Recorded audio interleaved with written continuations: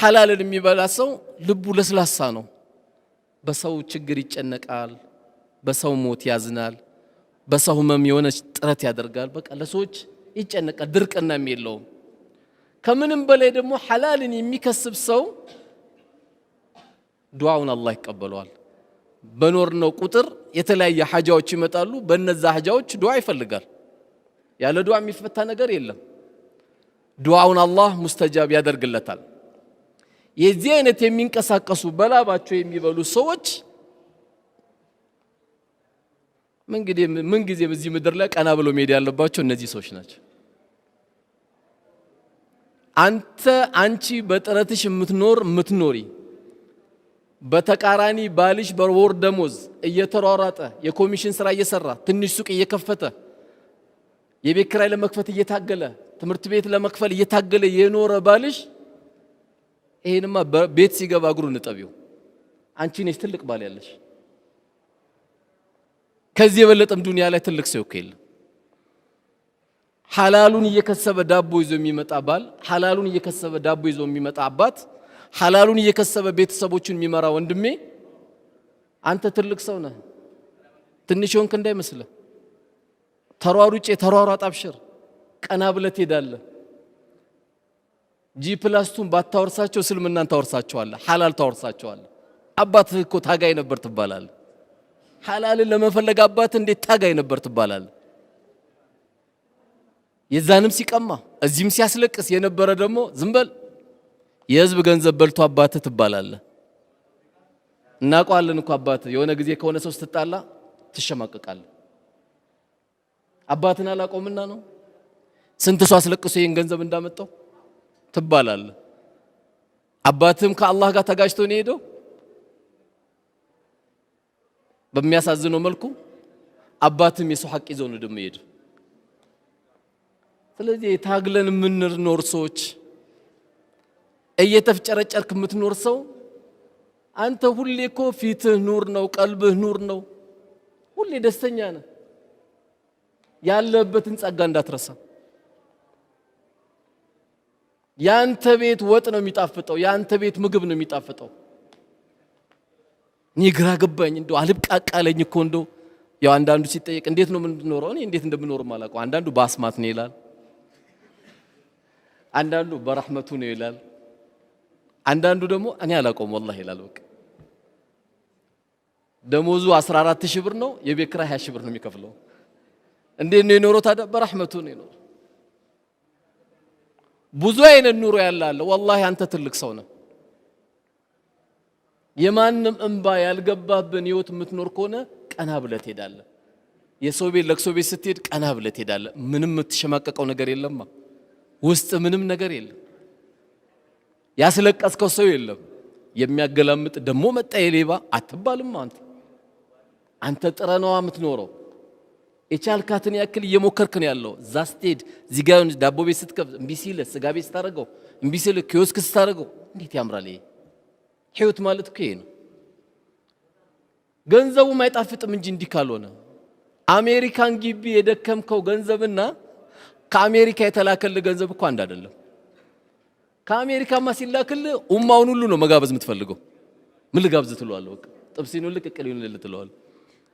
አሜሪካን ግቢ ሄደ ጥረት አድርገ የደከምካት ሳንቲም ግን ትቋጥራታለህ። ቆይ እስቲ ይሄ ለእንትን ይሆናል ትላለህ፣ ይሄ ለእንትን ይሆናል። ልክ ደሞዝ ሲመጣ መድበከው የለም ገና 25 ላይ ለምን መድበው ለቤት ኪራይ፣ ለትምህርት፣ ለወተት ምናምን ብለህ ስላልደከምክበትና የደከምክበት ገንዘብ አንድ አይደለም። ስለዚህ ሐላል ከስብ ላይ የሆኑ አካሎች ስለቆሸሹ እንዳትቆሸሽ፣ የሆኑ አካሎች ኪሳቸውን ስላሳበጡ አንተ አይመለከትህም። አንተ ግን ትልቁን አንቺም የዚህ አይነት ባል የሰጠሽ የዚህ አይነት ወንድም የሰጠሽ ሴት ታድለሻል። የጓደኛሽን ባሏ የገዛላት መኪና እንዳታይ፣ እሱና አላህ ነው የሚያውቁት። ያንቺ ከመኪና በላይ ባልሽ ትኩስ ዳቦ ይዞልሽ መጥቶልሻል። ያሐላል አብሽር ባለቤቴ በይው። የዱንያን ረሃብ እንችለዋለን፣ የአኺራን እሳት ግን አንችለውም በይው። አብሽሪው። ዛሬ ብንቸገር ነገ ኢንሻአላህ ደግሞ እናገኘዋለን። አብሽር ባለቤቴ በይው። የዚህ አይነት ባል አላህ ሰጥቶሽ ነው ደግሞ አረ ምን ቺስታ ነው የምትለው? ቺስታ ነው እያሉ የሚያባሩ አሉ እና አባረሽ ልትሄጂ ነው ባሪያ የሚያደርግሽ ባል ነው እንደምታረጊው ይሄ እኮ ትልቅ ባልሽ ነው ለባለቤቴም ለልጆቼም ሐላል ይዤ እየመጣ ያለ ወንድምሽ የልጆችሽ አባት አብሽር በዩ ባንቺ አብሽር በቤቱ ሰኪና በቤቱ ፍቅር አላህ የሚገርም ያላሰብነው ነገር ይመጣል ደሞ ይመጣል ለምንድነው የማይመጣው ዱንያ ትመጣለች እኮ ግን ሰብር ያስፈልጋል ሰው መቼም አልሰብርም ካለ እኮ በትንሿ ነገር ይወርቃል እንኳን ያለ በትንሽ አላያችሁም አንዳንዴ መኪና ዘጋብኝ ተብለው ሁለት ሾፌሮች ሲጣሉ 30 መጣብ ያላቸው ነው የሚመስሉት እስቲ ውረድ ልብ ካለ ውረድ አንተ ሚል ውረድ ይባባላሉ እነዚህ ሰዎች ስትጠጋ ተዋውቃላችሁ ብትላችሁ አረ ወላሂ አላቆም ነው የሚሉ ዘጋብኝ ብሎ ለሰከንድ ሰብር አጥቶ ሰው ሲደባደብ ታይዋል በዚህ ምክንያት እኮ ሰበር ዜና ተብሎ እኮ ቀርቧል እኮ ለደቂቃ ስለዘጋበት ሽጉጥ አጥቶ ገለዋል ለደቂቃ ሰብር አጥቶ ማለት እንደው የሚገርም የሰው ልጅ እኮ ባህሪያችን ስለዚህ ሐላል ላይ ያለን ወንድሞች ቀናቤ ቤትሽ በሐላል የተሞላ እህቴ ቀናቤ ተዳሪሽ ያማረው ያንቺ ነው ልጆችሽ ቀና ብለው ነው የሚያድጉት ይሄንን ነው በጣም ማሰብ ያለብን ለምን ሁላችንም ጭንቀታችን ሐሳባችን ሁሉ ዱንያ ብቻ ስለሆነ ሐምና ገም ጧትና ማታ ጭንቀታችን ይሄ ስለሆነ ማሰቡ መጣሩ ጥሩ ቢሆንም መጠንቀቅ ግን ያለብን ለዚህ ዓላማ አልተፈጠርንም አንድ ሰው በምድር ላይ አለ የሚባል ዱንያ ቢኖረው ሰክሰስ ሆነ አይባልም ይሄ ልጅ እኮ በዱንያ የተሳካለት ነው ተብሎ አይጣር አንድ ሰው ተሳካለት ያለው አላህ ነግሮናል فمن زحزح عن النار وادخل الجنه فقد فاز ከእሳት አላህ የጠበቀው ሰው ጀነትን አላህ የወፈቀው ሰው ስኬታማ ማለት እሱ ሰው ነው አለ አላህ ስኬታማ የሚባለው ይሄ ሰው ነው አለ እንጂ ዱንያ ትልቅ ስለያዘ ተሳካለት አይልም ስለዚህ ወደ ሌላ ነጥባችን ከመግባቴ በፊት ሐላል ከስብ ላይ ያላችሁ ወንድሞቼ በርቱ አላህ Subhanahu Wa Ta'ala ባላሰባችሁት መልኩ በረካውን አላህ ያወርድባችሁ ትልቁ ነገር በረካ ነው አላህ በረካውን ያወርድባችሁ ጥረታችሁን ቀጥሉ የቻላችሁትን ቀጥሉ አላህ ያለው ጊዜ ይሳካል ካልተሳካም ለዛኛው አገር አስቀምጦልህ ነው ውስጥ ሳያዝን ቤትን እየጠበቅ የቻልከውን ያክል እያደረክ ነው መሄድ ካንተ የሚጠበቅብህ እንግዲህ ሌላው በዚሁ ነጥብ የምናነሳው ሁለተኛው ነጥባችን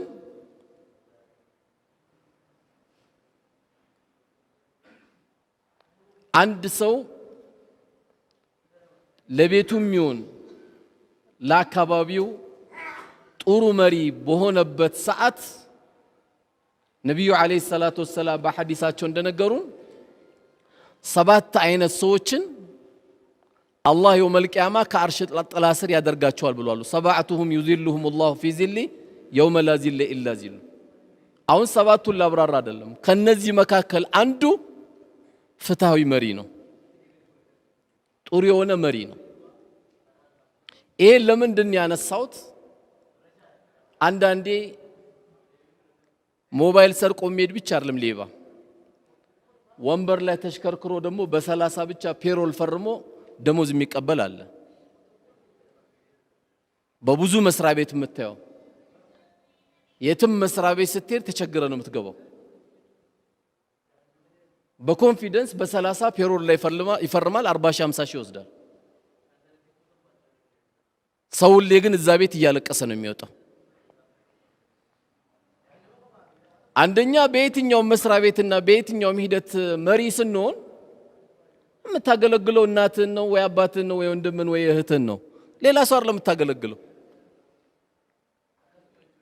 በየርክንበት ሁሉ ህዝቡ የሚፈልገውን ፍላጎት በስብሰባ ነው እየጨረስን ያለ ነው እዛም ስትሄድ ስብሰባ ናቸው ይባላል እዚህም ስትሄድ ስብሰባ ናቸው በስብሰባ ደሞዝ ይበላል እንዴ አሁን ስብሰባ ነው የሚያስፈልጋት እቺ ሀገር አንድ አሮጊት አንድ ጉዳይ ለመጨረስ 15 ቀን ትመላለሳለች ይሄ በላ አይደለም አሮጊት ቤቷ ድረስ ነው እንጂ ሐጃዋ መውጣት ያለበት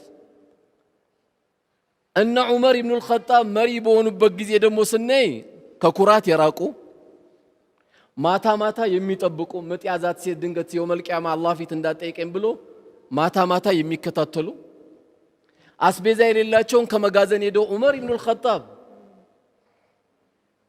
አስቤዛ ይዘው ራሳቸው ዱቄት ተሸክመው የሚያመጡ የእውነትን አመራር ያሳዩ እንኳን ፔሮል ላይ ሊፈርሙ ይቅርና ደሞዛቸው ላይ ፔሮል ላይ ሊፈርሙ ይቅርና ልብሳቸው ላይ ጨርቅ በጨርቅ ላይ ደግሞ ሰውነታቸውን ሸፍኖታል። ዑመር ኢብኑ አልኸጣብ ተመሪዎቹ እስኪደነግጡ ድረስ ፍራሻቸው ሲነሱ የኬሻ ምልክት ደግሞ ይታይባቸው ነበረ ከእንቅልፋቸው። ዛሬ ማስተር ያዘ ተብሎ ይመደባል። ሲያናግሩት በጥቁር ወንበር ላይ ይሽከረከራል። ምን እንደሰራ ማታ ከአላህ ጋር ቢተሳሰብ እዳን ያለበት እንኳን የሰራው ሊኖረው ይቀርና ገና ያልጀመረው ብዙ ስራ ይኖርበታል። ስለዚህ በየትኛውም አጋጣሚ እዚህም የተሰበሰብነው ይህን ፕሮግራም እንከታተል ዓለም ላይ ያለ ሰው ለሰዎች መሪ በምንሆንበት ጊዜ ሐጃቸውን እኮ ሄደ ነው መጨረስ ያለበት። ለዚህ ነው እኮ እንኳን ይህ አይደለም አንድ ሰለፍ አንድ ምስኪን አንኳክቶ ቤቱ ገንዘብ ርቦኛል ተቸግሬያለሁ ብሎ ረዳው። ጠየቀው። ሲጠይቀው በደንብ አድርጎ ሰጠው። ከዛ በጣም ስቅስቅ ብሎ አለቀሰ። ሚስቱ ደነገጠችና እንዴ ሳታስብ ሰጠውና አይደል ያለቀስከው አለችው። ሳታስብ ሂሳብ ሳሰራ አይደል ገንዘቡ ሰጠ ያለቀስከው አለች። አረ ወላሂ አይደለም ማለት። ታዲያ ምን አስለቀሰ ከሰጠ በኋላ አለች። አይ ሄጄ መስጠት ሲገባኝ ወንድሜ እስኪጠይቀኝ በመጠበቄ ነው አለ። የወንድሜን ችግር ሄጄ መሸፈን ሲገባን እያንኳኳ መጠየቅ ሲገባን ቤቴ ድረስ መጥቶ እስኪያንኳኳ በመጠበቄ ለዚህ ነው ያለቀስኩት። ስለዚህ መሪ በምንሆንበት ጊዜ ገና ስራ አልተጀመረም። እቺ ሀገር ገና ብዙ ስራ ይጠብቃታል። እኛ እንጂ ያልተለወጥ ነው። እቺ ሀገር ወዴት እየሄደች ነው? ምን እቺ ሀገር ምርጥ ሀገር ናት እኮ እኛ ነው ምርጥ ያልሆን ነው። ዝናቧ ምን ያህል ያምራል፣ ፀሐይዋ እንዴት ያምራል። ሰው ለረፍት ኢትዮጵያ እየመጣ አይደል? አሜሪካን ተቃጠልኩ፣ ሳውዲ ላይ ተቃጠልኩ እያለ ኬክ የሆነ አየር ነው ያለን። ምን ችግር አለ? ኬክ የሆነ ሰው እንጂ የጠፋው ኬክ የሆነ አየር እኮ አለ። ምን ጠፋ? መች ሰራን? መቼ መሬቱን ነካ ነው? ከአዳማ አሰላ ስትሄድ፣ ከአሰላ ባሌ ስትሄድ፣ ከወልቂጤ ጅማ ስትሄድ መሬቱ መች ተነካ? እያንዳንዱ ገና እኮ ይጠብቀናል። መሬቱ ገና ቁጭ ብሏል እኮ ድንግል መሬት ነው እንዳለ ያለው። ስለዚህ በየትኛውም አቅጣጫ መሪ ስትሆን ከቤተሰብ ጀምሮ ፍትሃዊ ነው መሆን ያለብህ። ቤት ፍትሃዊ ስትሆን መስሪያ ቤትም ፍትሃዊ ነው የምትሆነው። ሳሰራ እንዳትበላ። አይኔ የሚቆጣጠረኝ የለም ካልክ አላህ ይቆጣጠራል። ቅድም የተባለውን ገንዘብ አንተም ዝም ብለህ እንዳትበላ። ባልሰራው ላይ ፔሮል ላይ እንዳትፈርም። ስራህን በደንብ እንደውም ጨምረህ ነው መስራት ያለብህ። በእኔ የተነሳ አንድ ሽማግሌ አንድ አሮጊትን ያለውበት መስሪያ ቤት መድከም የለበትም ነው ማለት ያለብህ። የትኛውም ሰው ይሁን እያንዳንዱ ጎረቤቶቻችን፣ ሰፈሮቻችን ያሉ ወንድሞቼ እና እህቶቼ አንድ እናት አካባቢ ላይ ስትخدማት ጡት ባታጠባህም አንተን በአይን ግን አሳድጋለች። ልጄ ደህና ዋልክልኝ እያለች ነበረ። እቺን ሴትዮ ነው እኮ የምትخدማት። ቁጭ ብለን ወንበር ላይ የምንሽከረከር ከሆነ ምን አይነት ዲግሪ ነው ያስከው? ምን አይነት ማስተር ነው ያስከው? ነብዩ አለይሂ ሰላቱ ወሰለም የተኙበት እኮ ጊዜ የለም። ቁም ሌሊለ ኢላ ቀሊላ ነው የተባሉት። ሌሊቱን ቁም ትንሽ ተኛ ነው የተባሉት። እነ ዑመር ኢብኑ አብዱል አዚዝ ዳህ እስኪጠፋ ድረስ ዓለምን መርተውታል። አንበሳና በግ አብረው እስኪኗኗሩ ድረስ መርተውታል። እኛም ትንሽ ቦታ ዛሬ ትንሽ የሚባል የለም። ከቀበሌ ጀምሮ ያለ ሰው ዝም ብለህ ደሞዝ አትብላ፣ አይጣፍጥም ምግቡ። አንተ ያልጣፈጠ ድንገት ባለቤት ጋር የምትጣላው ጨው ለምን አልጨመርሽም ወጡ ላይ ትላለህ። መጀመሪያ ስራ ላይ ጨው ስለሌለው ነው። ስራ ላይ ጨው ስለሌለው ለዛ ነው ወጡ ያልጣፈጠ። የማይገባን ደሞዝ ወስደህ ነው። ሰው خدመ ሸኝተ ቢሆን ደግሞ ወጡ እንዴት ይጣፍጣል መሰለ። የሐላል ብር ሁሌም ጣፋጭ ነው። ለዚህ ነው ኢማሙ ሻፊ አንድ ቤት ገብተው ያልተለመደ ምግብ በደንብ አበላል በሉ። ሲበሉ የጋበዛቸው ሰውዬ በጣም ደነገጠና እንዴ ይሄን ነገር መጠየቅ አለብኛል።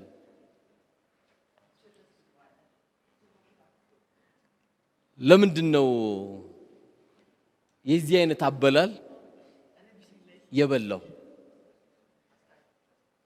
የበሉት ብሎ ሲጠይቃቸው ኢማሙ ሻፊ አይ እንደው የዚህ ሰውዬ ከስብ አውቀዋለሁ አሉ። ሐላልነቱን ስላረጋገጥኩ ነው በደንብ አድርጌ እንደዚህ የበላሁት ነው ያሉት።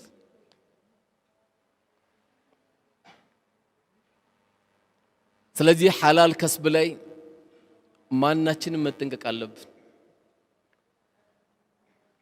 በደሞዝም እንኑር በየትኛውም እንኑር ስራዬ ነው ከተባለ ያንን ስራ ጠብቀ የመስራት ግዴታ ይኖርብሃል። ከዚህ ውጪ ደግሞ ስራ ላይ ደግሞ መጠንቀቅ ያለብን ኢስላም አንድ ሰው ስታሰሩ ላቡ ሳይደርቅ ስጡት ነው የሚባለው። አንዳንዱ የቀን ሰራተኛ የሚያሰቃያል 250 ብር ለመክፈል 300 ብር ለመክፈል ሲሰባሰብበት 10 ሺህ ይመጣበታል። ሞባይል ያጠፋል። በቀን ሰራተኛ ሰኞ ሽሮ እየበላ ማክሰኞ ሽሮ እየበላ ሮብ ሽሮ እየበላ ያለ እንደውም ምሳውን አንተ ጋብዘው ነበር እኮ ይሄን ገንዘብ መስጠት ያለብህ። ላቡ ሳይደርቅ መስጠት ሲገባው በሞባይል ደግሞ የሚያሰቃያል ስልክ ባለማንሳት። ማንኛውም ሰራተኛ ሹክረን ተብሎ ቢቻል ቶሎ እንደጨረሰ ቶሎ መክፈል ያስፈልጋል። ይሄ ነው ከኛ የሚጠበቀው።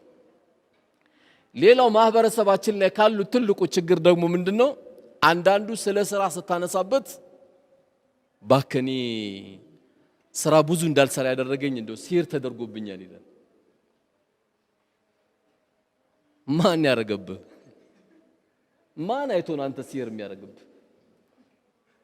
ገና የ10 ሺህ ብር ሱቅ ከፍትና ምን ነው ሲባል ባክ እንደው ሲር ተደርጎብኝ ነው እኮ ሱቅ የከፈትኩት ይላል። ባጃጅ ገዝቷል ሲር ተሰርቶብኝ ነው ይላል። ማን ነገር ይሄንን? የሆኑ ቤቶች ሲገባ ደግሞ በሚያሳዝን መልኩ ቁርአን ሲቀራባት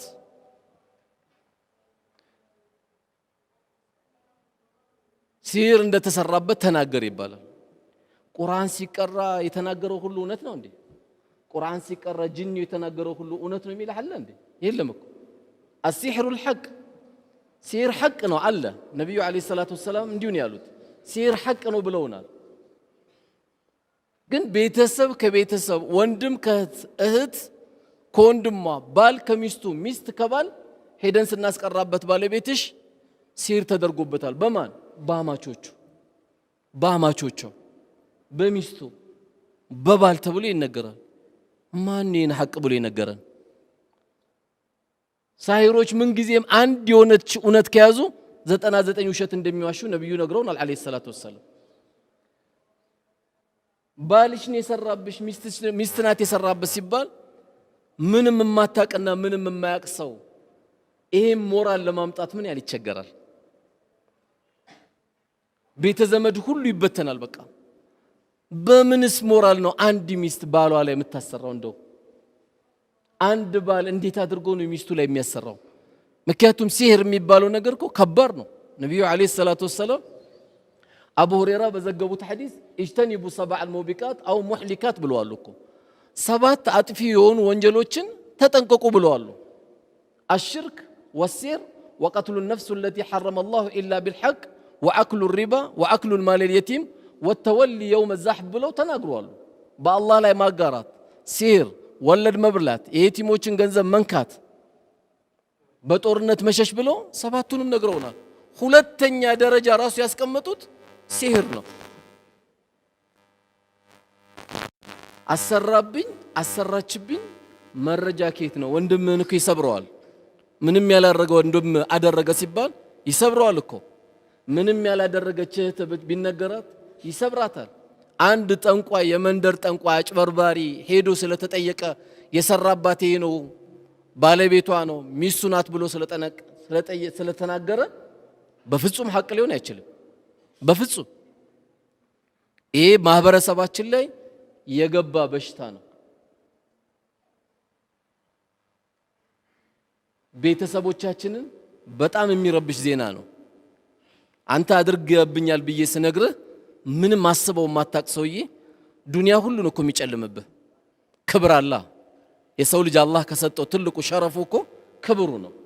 ባልተረጋገጠ ነገር ነብዩ አለይሂ ሰላቱ ወሰላም ምን ብለዋል? ኢያኩም ወዘና አደራችሁን ከጥርጣሬ አሉ።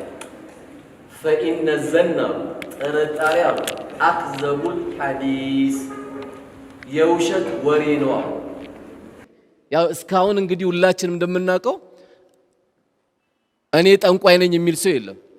ጠንቋይ ቤትም የሚሄድ ሰው ደግሞ ጠንቋይ ቤት እየሄድኩ ነው ብሎ አይደለም የሚለው። ምንድነው የሚለው?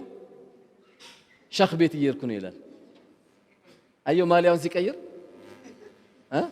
ወልይ ጋር ሄጄ ነው ይላል። ያንተ ወልይ እናትህ ናት። ምንም ወልይ ያስፈልገን። እናትህ ካለች፣ አባትህ ካለ፣ አሮጊት ካለ፣ ሽማግሌ ካለ አንተ ሌላ ረዳት ያስፈልገን። ለዱርዬ ትሰጣለህ እንደ ብርህን? ጋርዶ የተቀመጠ ግብር የሌለበት ባት የሌለበት ጠንቋይ ጋር ትሄዳለህ እንዴ?